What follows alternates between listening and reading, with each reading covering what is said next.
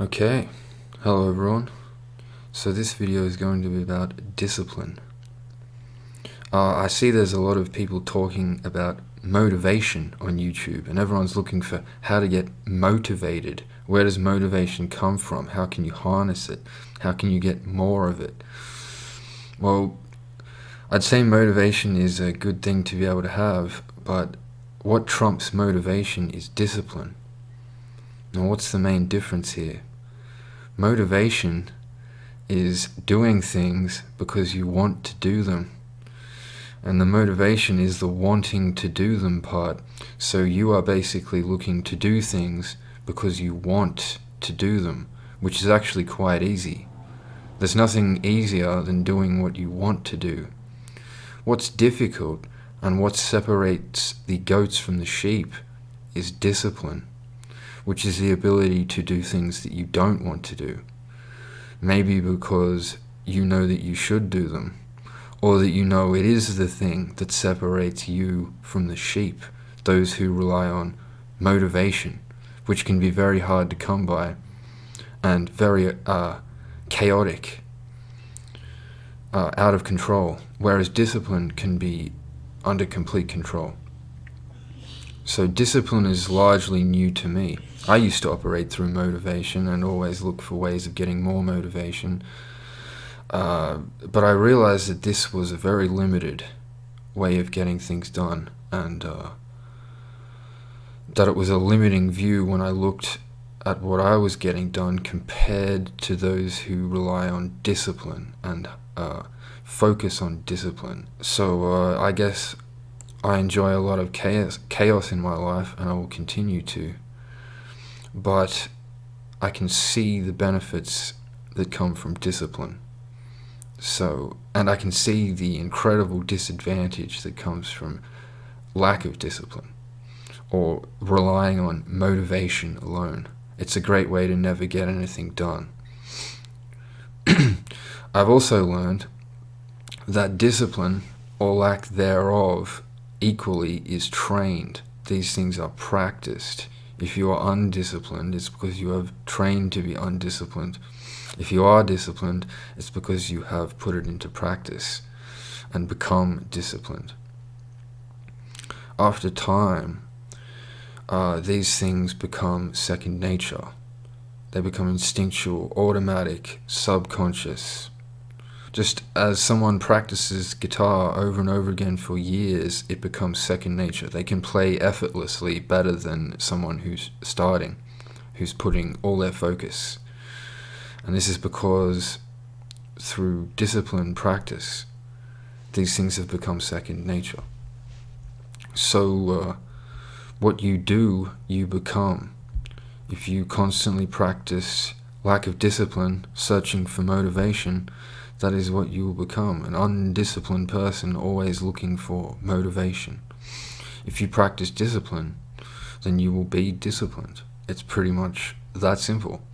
I think people like to complicate this and make it like secret methods and all these crazy ideas of how to make all this work, but it's pretty basic stuff when you break it down and understand it.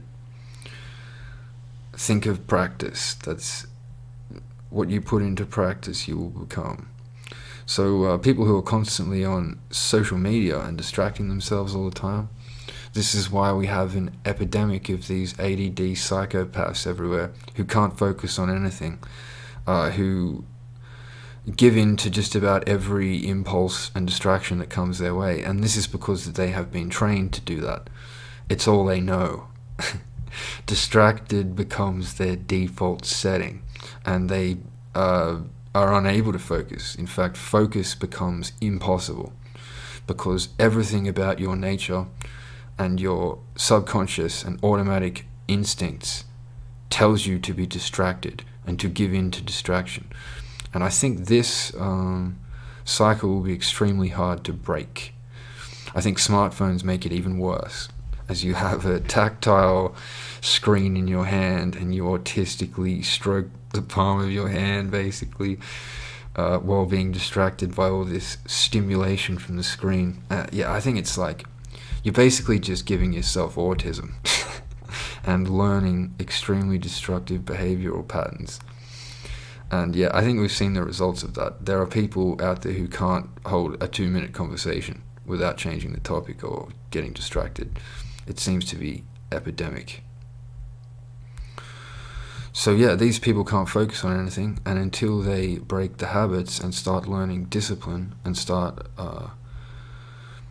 ignoring distractions, they will go deeper and deeper until they become one of these ADD psychopaths who's totally lost touch. So yeah, what I've learned is that just about every attribute of the self, despite what anyone says, this can all be changed through effort. I would say understanding, knowledge, and effort. What I'm calling personal alchemy. If you know how to instigate change, and you put in the amount of effort needed, then you will get change. And how do you get this change? Well, one way I've definitely learned, and I've put this into practice myself, so I know it works. And I know that this is the process of how you learn just about everything, and how you become disciplined or become distracted. And the way that this works is that there is a trigger, then an action, and then a reward. This is essentially what's happening with Pavlov's dogs. Conditioning. He conditions the dogs with a trigger, which is the bell. The action is the dogs coming to Pavlov with his bell, and the reward is being fed. So eventually they learn that the bell means food, and so even if the dogs are not getting fed, you just need to ring a bell, the trigger, which then creates the action, which is the dog salivating, and the reward doesn't even need to be there. So that is when you have completely brainwashed yourself or trained yourself to respond to a bell. You'll notice they do the same thing in schools. I wonder why. So if you understand this process, you can control your triggers, recognize them, change the actions or change your triggers, and then reap the rewards so as to get a positive experience which will evolve over time to become automatic.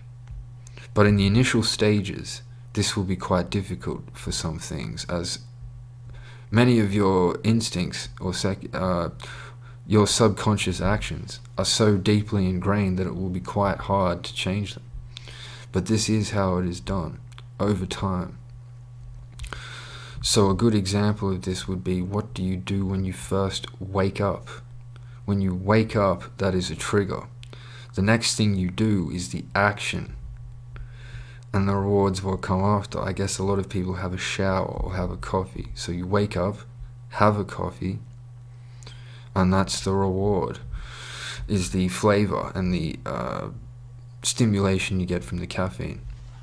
But you could, in the morning instead, do pull-ups. So you wake up, get out of bed, that's the trigger. Your next action is to do pull-ups straight away. And you're getting something positive in first thing in the morning. And this can be done in all aspects of life. It's pretty much how all your habits are formed, good or bad. And that if you understand this and recognize that you can change all of it, then you are more in control.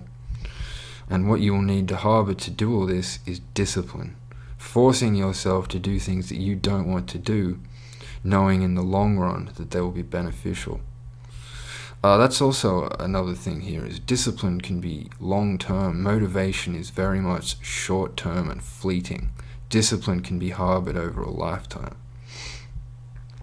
Then once you've acquired discipline and you've changed your triggers, actions, and rewards, how do you keep these things? Well, that would be known as dedication. Dedication comes from knowing why you are doing the things that you're doing. Keeping your eyes on the prize, if you will. If you lose track of why you are doing these things, you may slip into old habits. So I've heard people say that the pain of doing this, the pain of acquiring discipline and doing things that you don't want to do, is the very thing that will separate you from others. It is the very thing that they are unwilling to do. And therefore, thinking about why you are going into the pain can make you love it. Therefore, you conquer the entire process. I've heard people say discipline is freedom. In a way, this is absolutely true. And you can see that the things that hold a lot of people back are due to their lack of discipline. People are enslaved by their lack of discipline. So I hope you enjoyed this, and I'll end by saying, nothing motivates quite like discipline. I have a new book out right now called Maxims. Over 600 philosophical one-liners, aphorisms, quotes, that sort of thing. It's available at Amazon right now, and you can purchase it in one click. What are you waiting for?